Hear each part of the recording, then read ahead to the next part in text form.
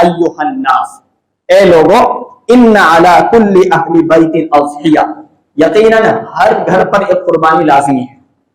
और ये हदीस जो है हसन दर्जे की है। हर घर से मुराद वही है कि जो गोया इस्तिताअत रखते हो, क्योंकि दूसरी अहादीस से इस मुतलक हुक्म को जो है मुक़य्यद किया जाएगा कि जिन दूसरी अहादीस के अंदर गुंजाइश और इस्तिताअत की बात है, गोया उन लोगों पर, उन घरानों पर लाजमी है, फर्ज है कुर्बानी करना कि जो इस्तिताअत रखते हैं।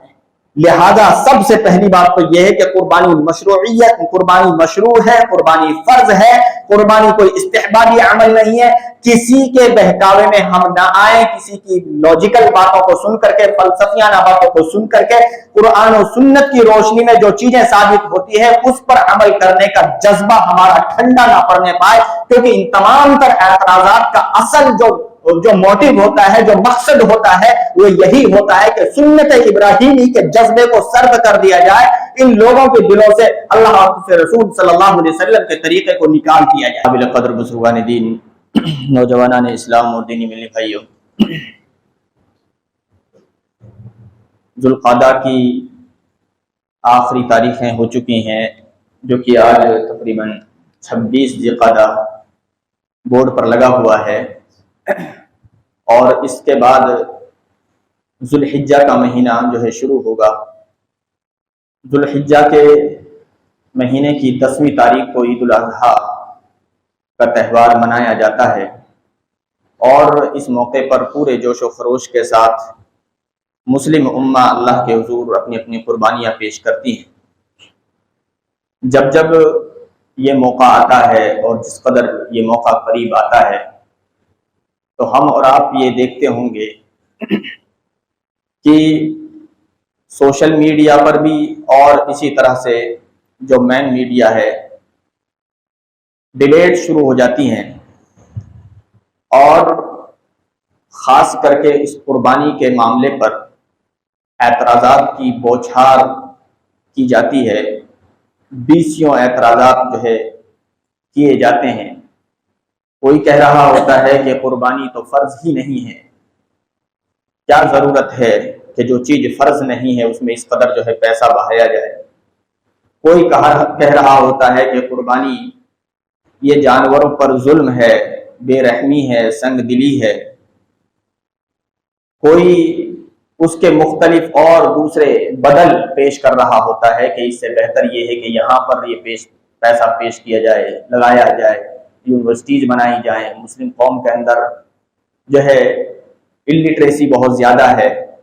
लिहाजा उसका इलाज किया जाए। अरबों खरबों रुपए जो पूरी दुनिया के अंदर मुस्लिम कौम इस मौके से बहाती है, उस पैसे का दूसरा यूज़ किया जाए। किसी की शादी ब्याह अगर नहीं हो रहा है, कोई बच्ची यतीम है, कोई परेशान हाल है, उसकी परेशानी को दूर किया जाए। ये तमाम प्रपोजल इस मौके से जो है मुदब्बिरीन, मुफक्किरीन जो बज़ाहिर अपने आप को बहुत बड़ा समझते हैं, वो ये पेश कर रहे होते हैं, और कहीं ना कहीं हम और आप उससे मुतासिर हो रहे होते हैं, क्योंकि हमारे पास अपने दीन का, अपनी शरीयत का जो है बहुत ज़्यादा इल्म नहीं है। तो आज के इस खुतबा जुमा में ख़ास करके कुछ इसी तरह के एतराज़ात पर कुछ वजाहत करना मकसूद है। दुआ है कि रब्बुल आलमीन मुझे हक़ कहने और हम सबको कुरान और सुन्नत की तालीमात की रोशनी में हक़ को समझने और उसके मुताबिक अमल करने की तौफीक अता फरमाए। भाइयों और दोस्तों, जहाँ तक बात है इस बात की कि कुर्बानी मशरू है कि नहीं, कुर्बानी की मशरूइयत तक पर जो है एतराज़ किया जाता है। उसकी वजह यह है, दरअसल कुर्बानी के फ़ज़ाइल से मुताल्लिक़ कोई सही हदीस मौजूद नहीं है।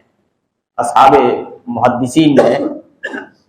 अहादीस रसूल सल्लल्लाहु अलैहि वसल्लम पर जिनको दर्क हासिल है, मुहद्दिसीन जो कहलाते हैं, उन्होंने कुर्बानी से मुताल्लिक़ जो फ़ज़ाइल पर मबनी अहादीस हैं उन पर अक्सर व बेशतर जो है कलाम मौजूद है, और सख्त कलाम मौजूद है। लेकिन देखिए, इस सिलसिले में मशरू का मतलब ये हुआ, यानी कि गोया ये अम्र है ही नहीं, ये चीज़ जो है सही ही नहीं है। ये कहने की कोशिश की जाती है कुर्बानी की उन दलाइल की वजह से कि जिन पर मुहद्दिसीन ने हुक्म लगाया है कि कुर्बानी के फ़ज़ाइल साबित नहीं है। फ़ज़ाइल किसी भी अमल के ताल्लुक से वो चीज़ें कि जो उभारने वाली हों, जो उसका सवाब बताने वाली, تو دیکھیے کسی بھی امر سے متعلق نماز ہم پڑھتے ہیں اس پر کیا ثواب ملنا ہے، روزہ ہم رکھتے ہیں اس پر کیا ثواب ملنا ہے، زکوٰۃ ہم دیتے ہیں اس پر کیا ثواب ملنا ہے، یہ فضیلت ہوتی ہے۔ تو فضیلت الگ چیز ہے اور مشروعیت الگ چیز ہے۔ اگر کسی معاملے سے متعلق، کسی حکم شریعت سے متعلق کوئی فضیلت اگر نہیں مل رہی ہے، صحیح احادیث کی روشنی میں کوئی چیز ثابت نہیں ہو رہی ہے، تو اس بات کا تقاضا نہیں کرتی یا اس بات کو لازم نہیں ہے کہ اس کا مطلب یہ کہ وہ امر ہی جائز نہیں، اس امر کا ہی ثبوت نہیں، کیونکہ مشروعیت بالکل الگ چیز ہے اور فضیلت الگ چیز ہے۔ مشروعیت کے لیے یہ کافی ہے کہ اللہ اور اس کے رسول کا حکم اس معاملے میں ہمیں کیا ہے، اللہ اور اس کے رسول نے اس کے کرنے کا حکم دیا کہ نہیں، اور ہم مسلمانوں کے لیے یہ کافی ہے۔ ہمیں اس کا فائدہ ملتا ہے تو نور علی نور، اگر کسی صحیح حدیث کی روشنی میں اس کی فضیلت بھی معلوم ہوتی ہے تو نور علی نور، لیکن اگر وہ فضیلت نہیں معلوم ہوتی ہے کہ اس صحیح حدیث کی روشنی میں، تو اس کا مطلب یہ نہیں ہے کہ وہ چیز جائز ہی نہیں، جبکہ سینکڑوں دلائل مشروعیت پر موجود ہیں۔ تو احادیث کو چھوڑ کر کے صرف قرآن کریم کی آیات ہی کی روشنی میں اس کی مشروعیت پر سب سے پہلے میں آپ کے سامنے کچھ چیزیں رکھ دوں کہ قربانی کی مشروعیت مسلم ہے۔ قرآن کریم کی ایک آیت جو کہ سورۃ الکوثر کے نام سے جو سورہ ہے، قرآن کی سب سے چھوٹی سورہ، اس کی آیت نمبر 2 اللہ فرماتا ہے فَصَلِّ لِرَبِّكَ وَانْحَرْ، اے نبی آپ اپنے رب کے لیے نماز پڑھیں اور قربانی کریں۔ نماز کے ساتھ قربانی کو ذکر کیا، وَانْحَرْ، قربانی کریں۔ تو جس طریقے سے نماز مشروع ہے اسی طریقے سے اللہ قربانی کا حکم دے رہا ہے، قربانی کریں۔ تو قربانی یقیناً جو ہے مشروع ہے، یقیناً اللہ رب العالمین کا حکم اس تعلق سے یہ کلیئر اور واضح۔ خطبہ مسنونہ کے بعد میں نے آیت کریمہ جو کہ سورہ حج آیت نمبر 34 ہے تلاوت کی۔ اللہ فرماتا ہے وَلِكُلِّ أُمَّةٍ جَعَلْنَا مَنْسَكًا لِيَذْكُرُوا اسْمَ اللَّهِ عَلَى مَا رَزَقَهُم مِّن بَهِيمَةِ الْأَنْعَامِ، اور ہم نے ہر قوم، ہر امت کے لیے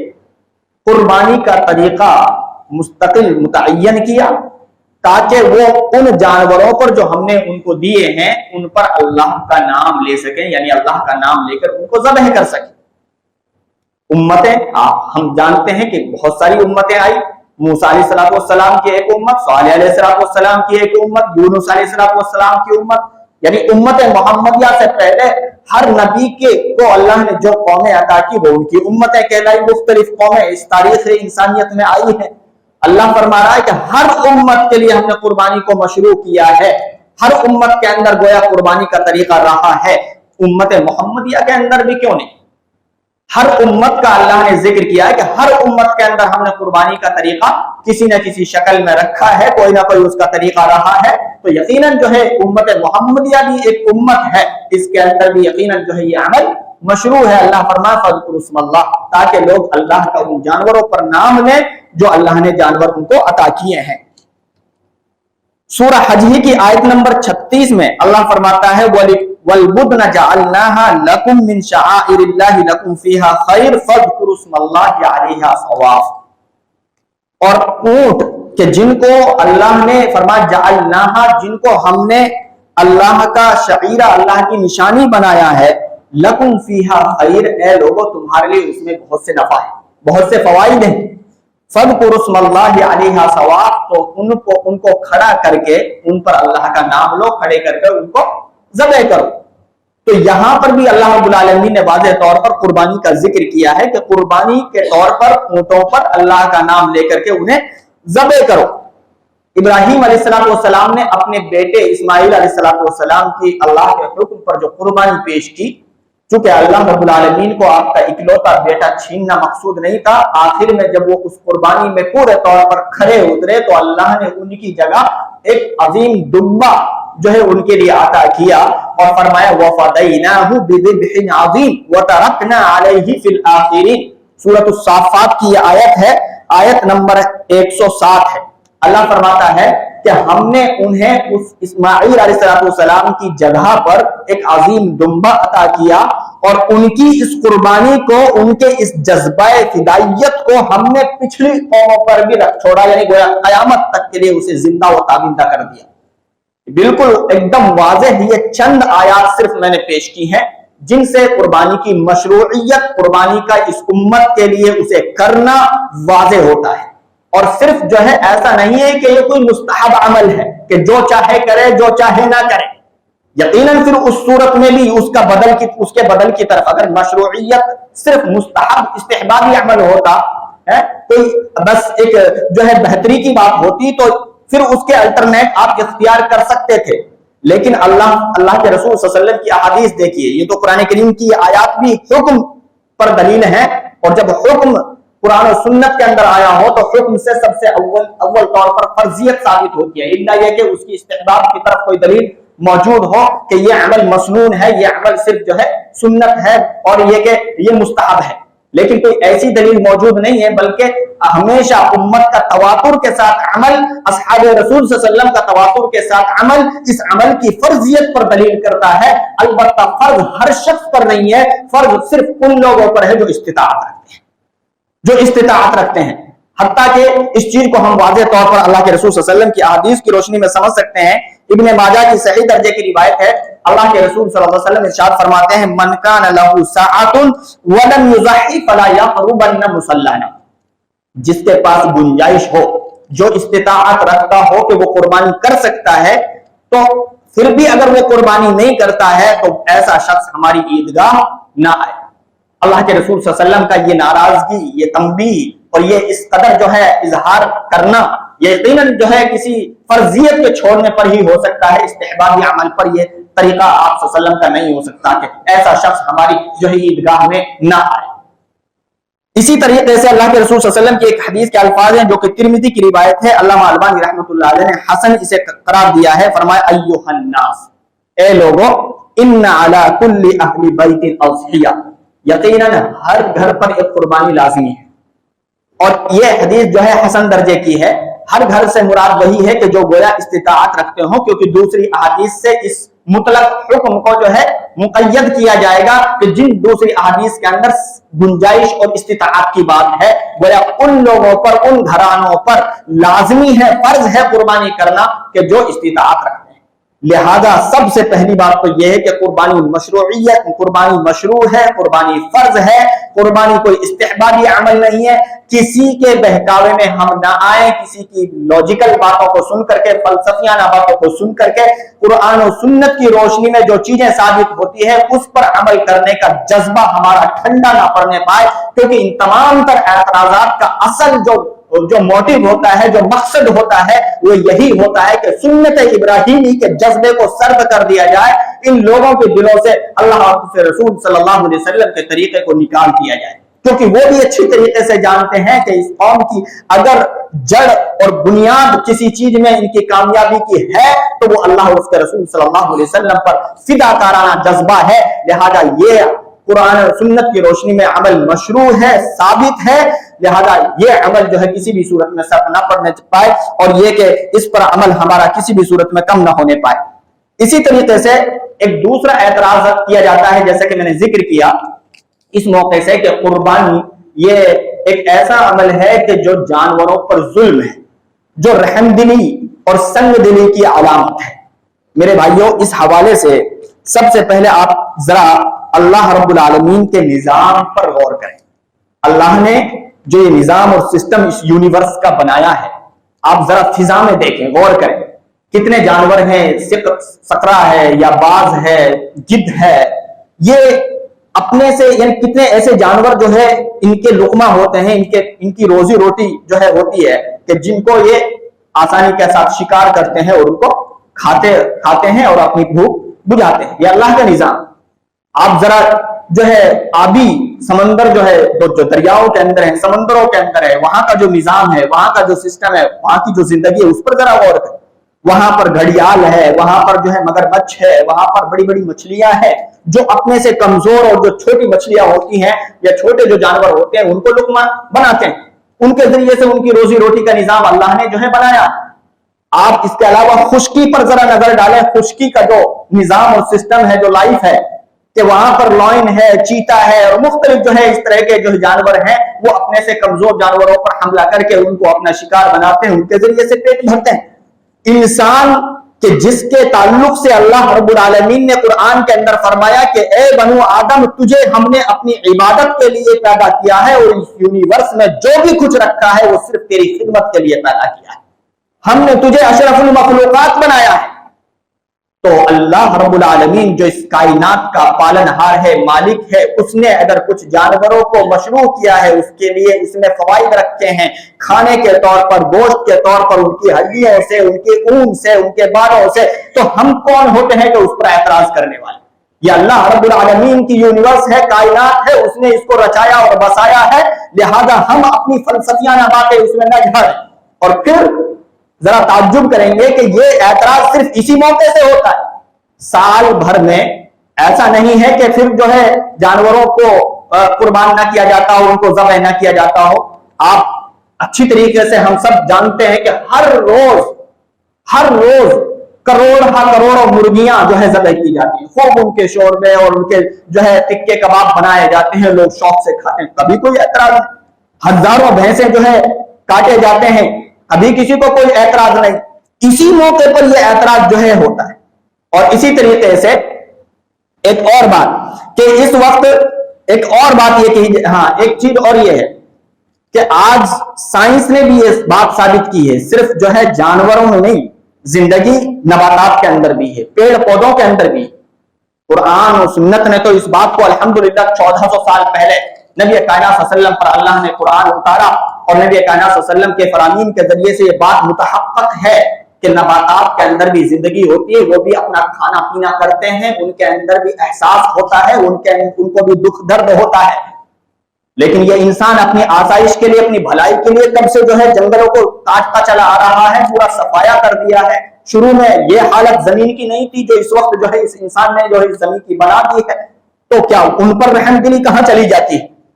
تو یہ اللہ کا ایک نظام ہے، ایک سسٹم ہے میرے بھائیوں۔ اس کو ہم جو ہے اس طریقے سے کسی خاص موقع پر کسی خاص چیز کو جو ہے دبانے کے لیے، اس کو ختم کرنے کے لیے اس طریقے سے جو ہے اعتراضات کر کے اس کو ختم جو ہے اس کو دبایا نہیں جا سکتا۔ اسی طریقے سے اس موقع سے ایک اور اعتراض کیا جاتا ہے کہ اس قدر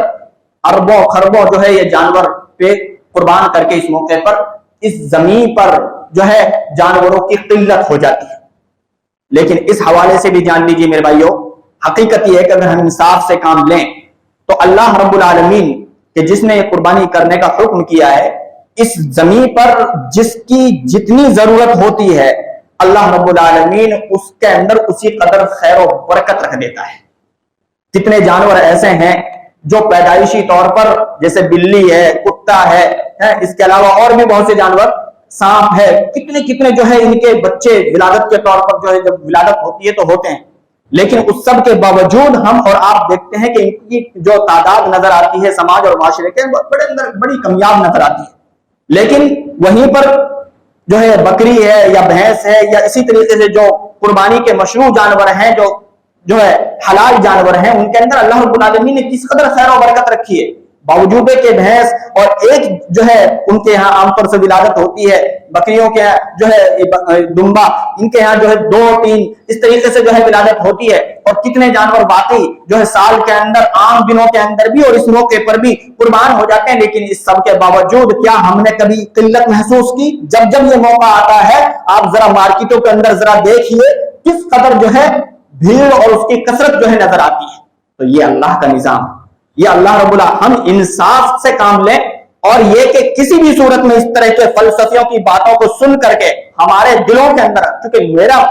میں جو اس وقت مخاطب ہوں وہ ہم اپنے لوگوں سے مخاطب ہوں، آپ لوگوں سے مخاطب ہوں، خاص کر کے چونکہ وقت کے گزرتے جب چیزیں اس قدر کہی جا رہی ہوتی ہیں، پرنٹ میڈیا وہی لکھ رہا ہے، اسکرین پر بیٹھے ہیں تو وہی ڈیبیٹ جو ہے ہو رہی ہیں، تو یقیناً ہم خود متاثر ہونے لگتے ہیں اور ہم پر بھی وہ چیزیں جو ہے اثر انداز ہونے لگتی ہیں۔ خود نام نہاد کتنے مسلمان جو ہے ایسے ہیں جو ان چیزوں پر جو ہے بڑھ چڑھ کر کے آگے کام کر رہے ہوتے ہیں۔ لہذا ہم کو اور آپ کو چوکنا ہونے کی ضرورت ہے، جاگرک ہونے کی ضرورت ہے کہ حقیقت یہ ہے اس کے پیچھے ایک ایجنڈا ہے اور اس کے پیچھے ان کا اپنا ایک مقصد ہے کہ کسی بھی طریقے سے جو ہے اللہ کے رسول صلی اللہ علیہ وسلم کی اس محبوب سنت سے مسلمانوں کے دامن کو ختم کر دیا، ہٹا دیا گیا۔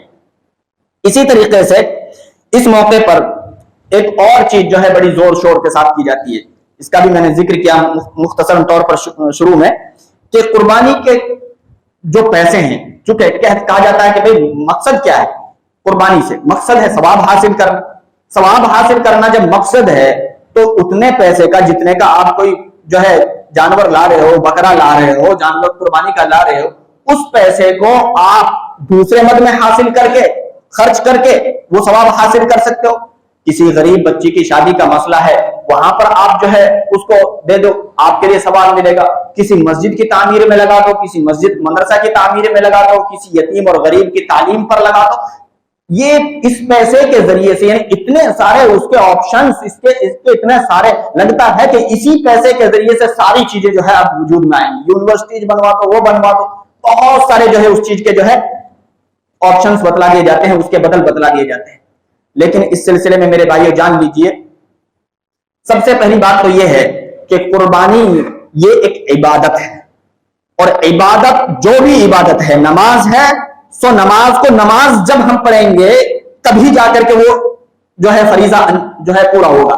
روزہ ہے، روزہ جب رکھیں گے تبھی جا کر کے وہ فریضہ ادا ہوگا۔ زکوٰۃ کا معاملہ ہے، زکوٰۃ جو ہم پہ بنتی ہے تو زکوٰۃ جب ادا کریں گے تبھی وہ فریضہ انجام جو ہے مکمل ہوگا، ادا ہوگا۔ اسی طریقے سے قربانی ایک عبادت ہے، اس کا کوئی الٹرنیٹ نہیں ہو سکتا، اس کا کوئی بدل نہیں ہو سکتا۔ ہم یہ نہیں کہہ سکتے کہ مقصد ہے ثواب حاصل کرنا تو اتنا پیسہ کسی دوسرے مد میں جو ہے خرچ کر کے آپ ثواب حاصل کر لیجئے اور آپ کو جو ہے ثواب مل جائے گا، ثواب ہی تو حاصل کرنا ہے۔ تو ہم یہ کہہ کر کے جو ہے اس سے بری ذمہ نہیں ہو سکتے۔ نبی کائنات صلی اللہ علیہ وسلم نے فرمایا کہ ہر گھر پر جو استطاعت رکھتا ہے اس پر قربانی ہے، ہر وہ شخص جو قربانی کی طاقت رکھتا ہے قربانی نہیں کرتا ہے تو وہ ہماری عیدگاہ نہ آئے۔ یہ اس بات کو واضح کرتے ہیں یہ احکامات رسول صلی اللہ علیہ وسلم کہ گویا قربانی جن پر بنتی ہے ان کو قربانی ہی کرنا ضروری ہے، اس کا کوئی دوسرا بدل نہیں ہو سکتا، اس کا کوئی دوسرا عوض جو ہے نہیں ہو سکتا۔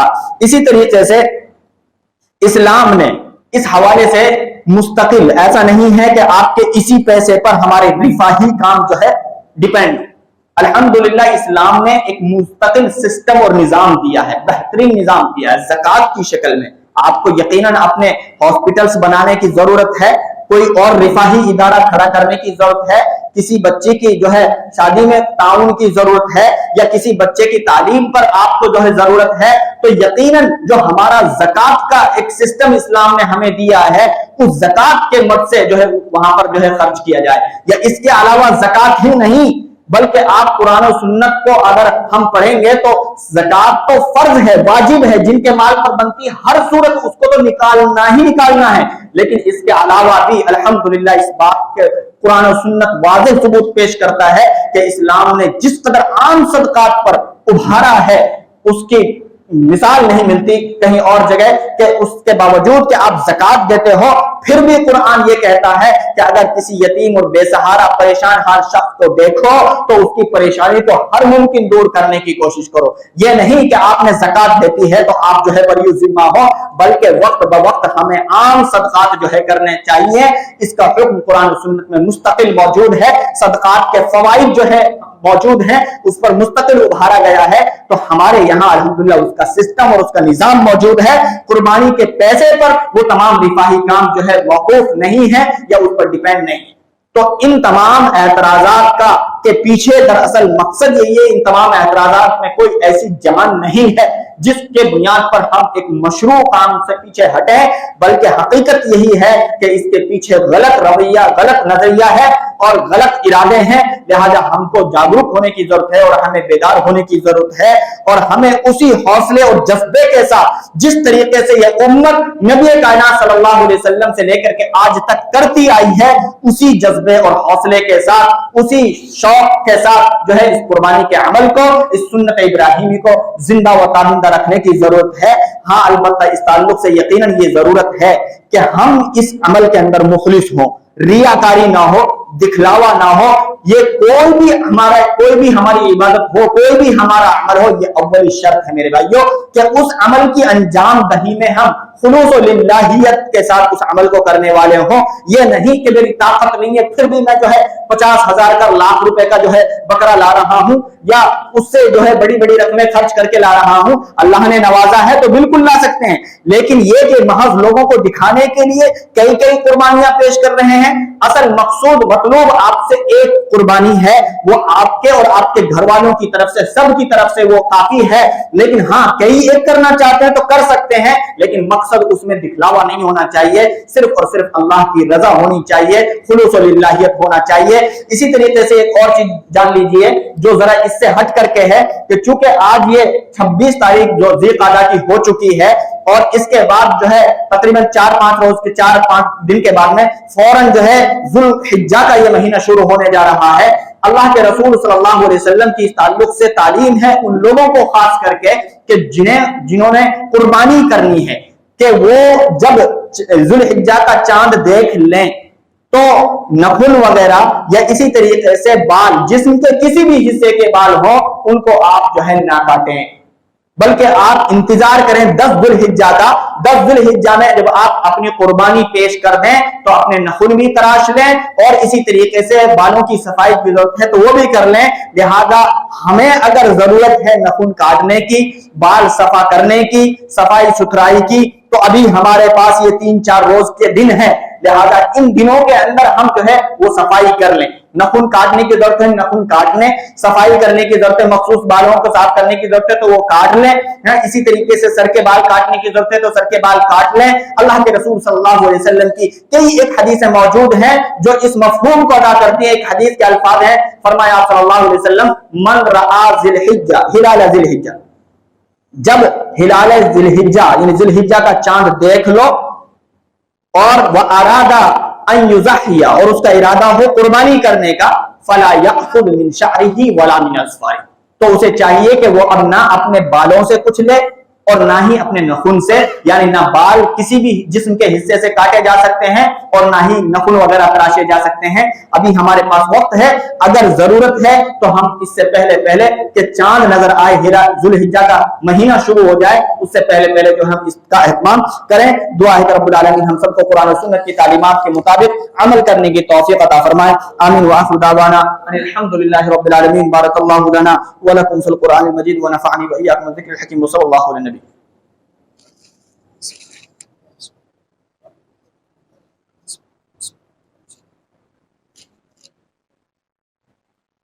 अल्हम्दुलिल्लाह नहमदुहु व नस्तईनुहु व नस्तगफिरुहु व नु'मिनु बिही व नतवक्कलु अलैहि व नऊज़ु बिल्लाहि